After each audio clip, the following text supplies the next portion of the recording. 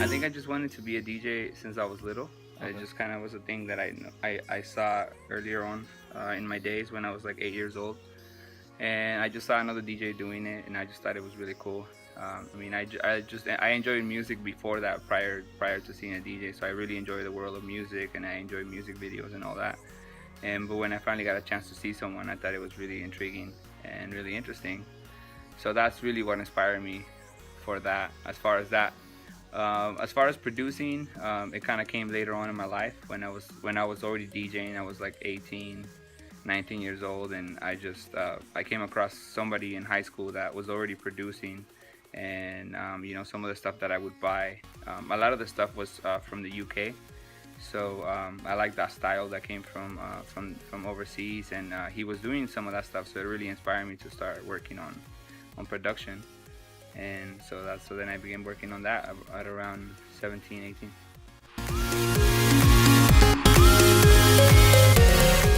That's a hard one, but if I could pick either one, I'd probably stick to DJing. I know a lot of people don't really understand how fun it is to do, and although I like producing and remixing stuff, I really enjoy DJing the most. I mean, it's a hard question. I mean, I'm lucky enough to do both, so I don't see myself having to make that choice, to be honest.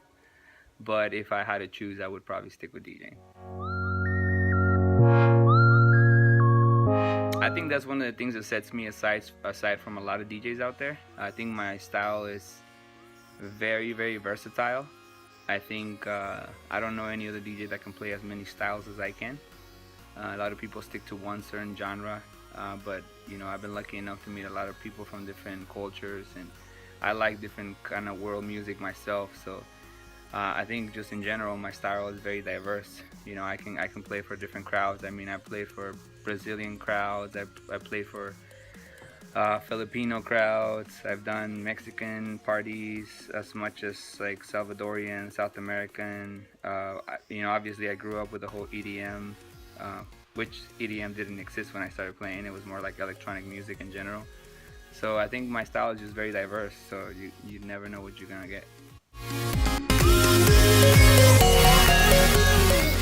Steps to be successful is just working. Just work. Set yourself small goals and just follow through step by step. So you set yourself a goal, you reach it, then you set yourself another goal and you reach that. And that goes with everything. I mean, not just your style of playing and how much you practice. So obviously, if you want to be a good DJ, you practice. You're never going to be good just, sitting on your butt. So you got to practice a lot. And as far as being professional, then you just set yourself goals. What kind of crowd do you want to play for? How big do you want to do it? How much do you want to invest in it? Do I want to have a website? Do I want to do this and that? So it's just a matter of setting yourself small goals and reaching them and passing them every time. Yeah, I usually carry 2 laptops. I use a Mac with enough memory on it right now, so I haven't really encountered any issues. But yeah, I usually have 2 laptops with me. I do have a phone with music.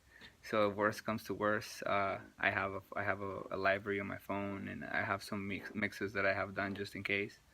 But to be honest, I mean, last time I had something that was malfunction. It was actually one of my trips to New York. Somebody bumped into the DJ stand, and they dropped my laptop from it. And luckily, the laptop landed in a like at an angle that it didn't get hurt really. So then all I had to do was pretty much restart, which took like just a minute or two, and it just continued going. So that's probably the only one I've encountered in the recent years. But yeah, I mean, that is a big issue that people think about. But as long as I purchase all the music I buy. I don't download stuff for free, and that's just my own ethic. I like to support the music just because it supports me. So I don't like to download stuff for free. And it also gives me a sense of security. So I know the actual song is purchased. I know it has no viruses. I know it's gonna sound good. So that has limited me to not have any malfunctions at all. So. As far as DJing, there's been a few. I mean, I've done shows for I've done shows for like 1,000, 2,000 people. One of the most fun ones, though, I think was when I played for Celso Piña. He's a big cumbia personality from Mexico, and I opened up his show here at the Observatory. And I'm already used to the Observatory because I play there a lot. So usually it's a sold out. If it's a sold out crowd, you're looking at like 1,000 plus. But that one was really fun because I really like cumbia, and I got a chance to play a lot of cumbia that day. And the crowd was really into it. I have a couple videos where people are just kind of like really feeling it. So that was really memorable for me. But I've done other stuff too. Like I've opened up for LMFAO, so that was a really sold out crowd. Yeah, I would say like maybe 1,000, 1,500, maybe 1,500 people. Yeah, actually, I received Best DJ of 2012 by the OC Weekly, and then in 2015 I got Best Club DJ, People's Choice OC Weekly. So far those have been like two of the recognitions that I gotten. I've gotten other stuff for my original work, but as far as DJing, those two, which is fun. I mean, it came out at a time where I wasn't really looking for it. It actually really surprised me, so it was a nice surprise. I mean, I don't really do this to like try to get awards, but it's nice to be recognized.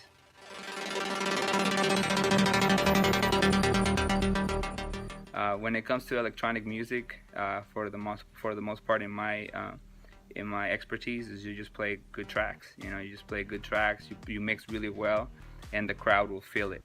I think that's a crowd that is definitely expecting more of music than your top 40 crowd. I think your top 40 crowd just expects to hear songs that they're on the radio and people can dance to and sing along to. But when it comes to the electronic scene, I think people are definitely looking closer at the DJ to see what he plays. So when I play when I used to play at raves and things like that, it was just about what I play, how well I mixed it, and yeah, like the songs had to have energy to them. So that was pretty much it. But when it comes to more of a top 40 crowd, yeah, you can get on the microphone and hype it up a little bit. I think it's a balance of everything too, though. Like you don't want to be on the mic all the time and just kind of bore people to death, or like be like, oh, shut up already. So it just depends what crowd you're into, or where you're placed. It just depends on the crowd, what you need to do to be able to keep them motivated and keep them energized. But for me, it's just music selection. If you know what crowd you're playing for, and you do your research and you just play music that they're gonna genuinely like, you don't even need to get on the mic. I enjoyed from the beginning just mixing music back and forth and just like hearing it out the speakers, feeling the full range of every sound.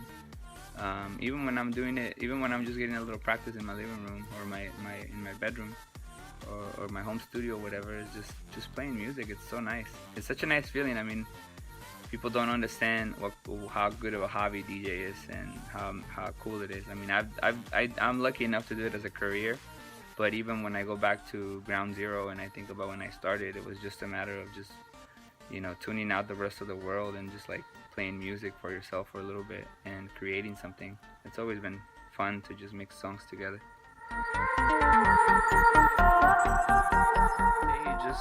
Just follow your heart. Just do you. Get your skill level down. I always encourage DJs to learn how to start with either CDJs or turntables, just because it gives you a really good foundation for how to train your ear. Because a lot of these new DJs just look at the screen and they just match the the wavelengths on there. But if you put a cover over the screen, they would freak out because they don't know how to trust their ear. So I would always tell DJs to start off with, if possible, with big format just to practice, and then kind of move on to the digital world. But everybody starts differently, So for the most part, just follow your heart. And just go for it. Really, that's really all you have to do. Just don't second guess yourself. Go for it and do the best you can.